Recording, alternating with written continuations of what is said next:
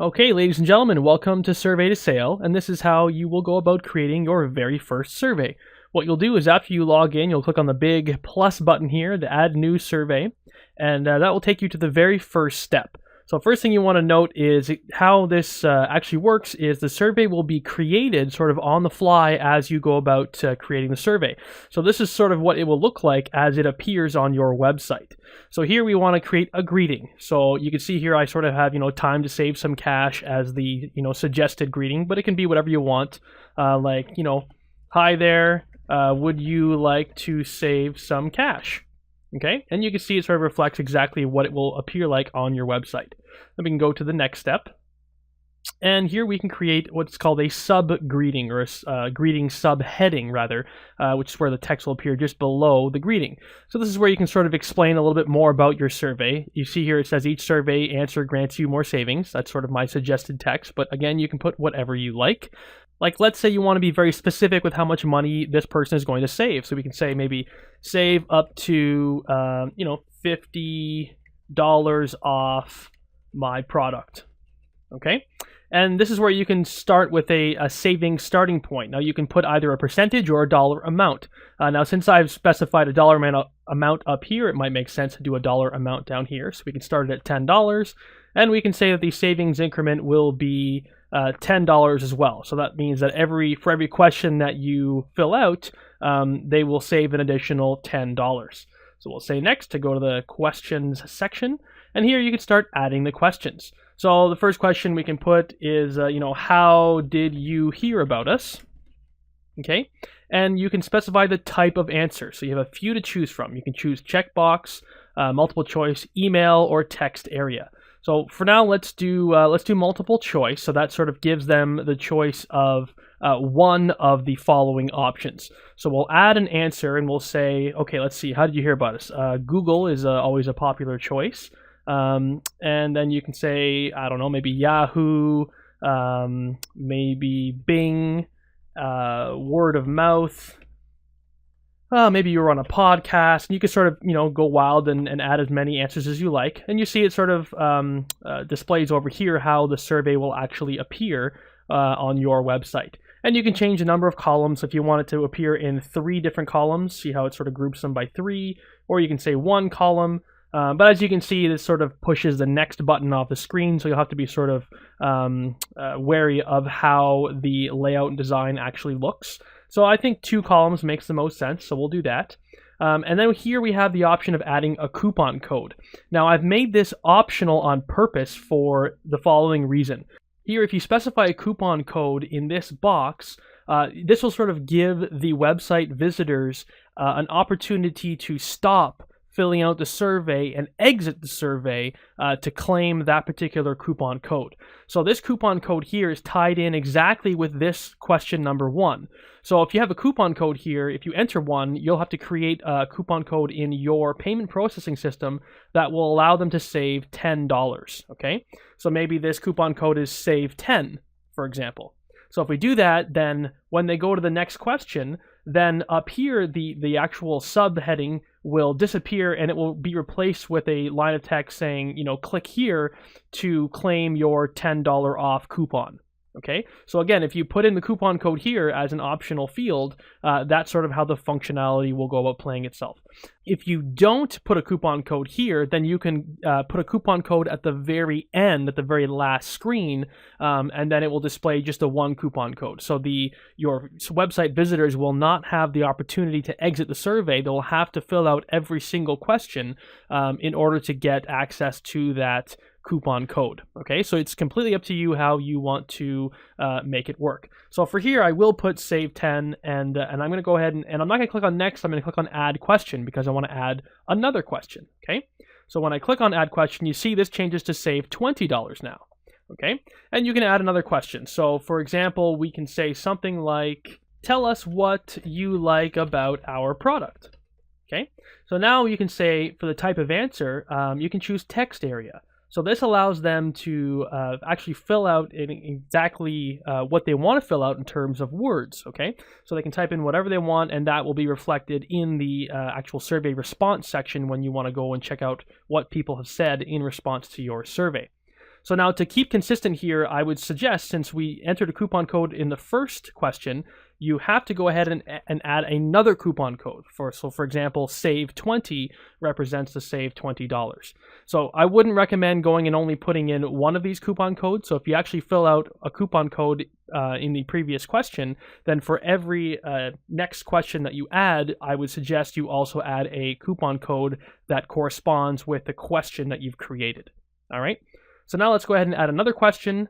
For this one, I want to choose sort of like a checkbox answer. So let me think of what I can ask that would sort of relate to a checkbox. So how about we say this?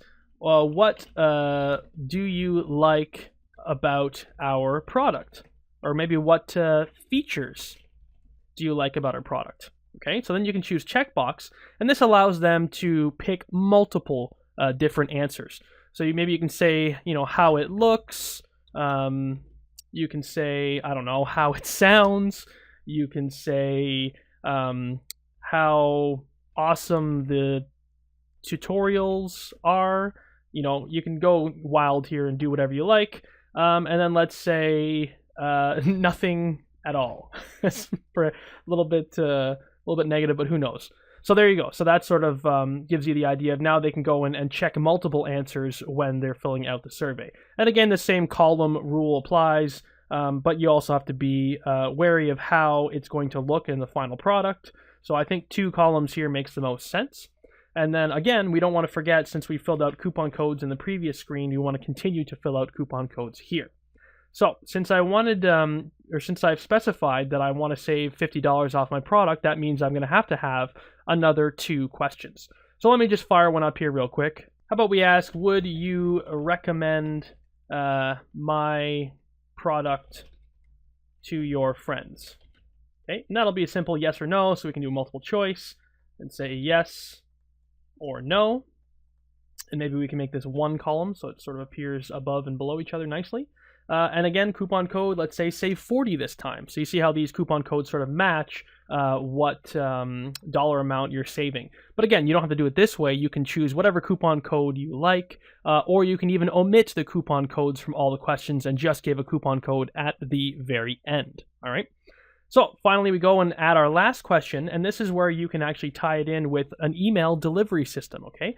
So you can say, what's your best email address?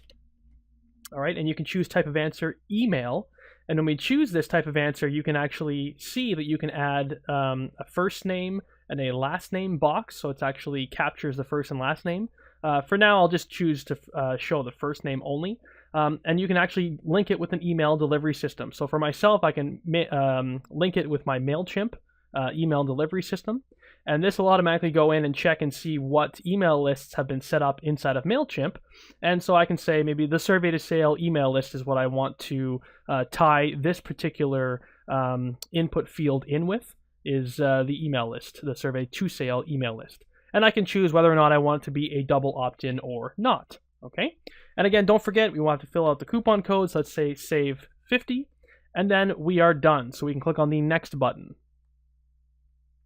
So here's the sort of the final, what the screen will look like, the final screen will look like for your website visitors. So here you'll notice that it says there's a variable list that we recommend we use, and in this case, it's the coupon variable. So here's where it displays the coupon variable, and you'll see it says, here is your coupon code, and then it displays this coupon with this sort of funny look to it. Now, this is actually a placeholder, and this is done on purpose. This is actually going to function as a variable. So if or when your website visitors land on this sort of final screen, it will actually display the appropriate coupon code depending on how far they have come along in their survey. Okay? So for example, if they've only filled out 2 questions and then they click on the I'm done, the survey, I would like to exit, or whatever the terminology or the wording is that appears, what they will see is they will see the save 20 coupon code. So this will actually appear and say save 20, and again, that will depend on how many questions they filled out. All right, so it's just a placeholder that we use to appropriately show the correct coupon code for them. So there you go. That's and then on the screen itself, you can go ahead and modify it. Like if you want to, make it bold. If you want to change the color, you can change the text color. Maybe show it as red. You can change the format and, add a strike through if you like. You can do whatever you want. You can even add a link. So you can say, here's your coupon code, and maybe say, you know, grab this stuff and insert a link and have it point to, http://example.com, and say okay. So that turns that into a link.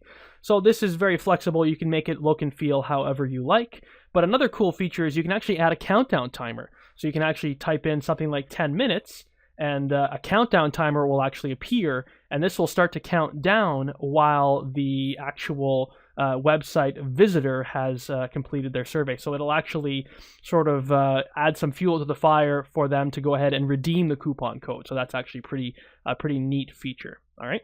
So now let's go to the next and final screen. And on this screen, you can see you can actually type in your website. So my website is just going to be survey-2-sale.com. And this is the website where you want your survey to actually appear. So go ahead and type that in there. And in this section, something that I've added fairly recently, this is the conversion tracking and split testing section. So this is really neat. So if you have a thank you page, which is a website where you can, or your customers will be forwarded to only after they have made a sale, then that's called a thank you page. And what you could do is you can actually copy paste this snippet of code onto that particular thank you page. Please note that this code looks similar to the code that is available on the home screen, where you can say, you click on the get the code. Actually, I haven't shown that to you yet, but you'll see. Just know that this is a different script, so be sure to copy paste this one onto your conversion tracking page, which is your thank you page. All right. So I've already done that. I've copy pasted this particular script onto my thank you page. And now I want to test and make sure that the conversions are working. So I'm going to click on the test conversion tracking snippet button. And when I do that, it's going to say, okay, please navigate to your thank you page in this browser to complete the conversion tracking testing. So when I say in this browser, you can open up a new tab or what have you. Just don't open up a brand new browser, like a whole different browser or anything like that. I'm just going to go ahead and open up a new tab and go directly to my thank you page. All right, so now I've loaded my thank you page. It has finished loading. So now hopefully, if all goes well, that tracking snippet of code that I've placed on my thank you page will load, and it will mark that as a conversion. So I can go back to my setup, and I'm going to say, here it says click here after you've loaded your thank you page, which I have just done. I've loaded it up. So I'm going to click on that, and there you go. It says success. Your conversion tracking is working perfectly. Great. So now it says you can also now enable split testing if you wish. So if you scroll down, you'll see that there is an enable split survey on-off split testing button or checkbox. So I'm going to go ahead and actually enable that. And what that does is it actually forces a sort of random situation. So whenever you have a new visitor landing on your website, it will generate sort of like a random case and decide whether or not it wants to show this particular survey. So mostly half of the people that land on your web page will see the survey and half will not.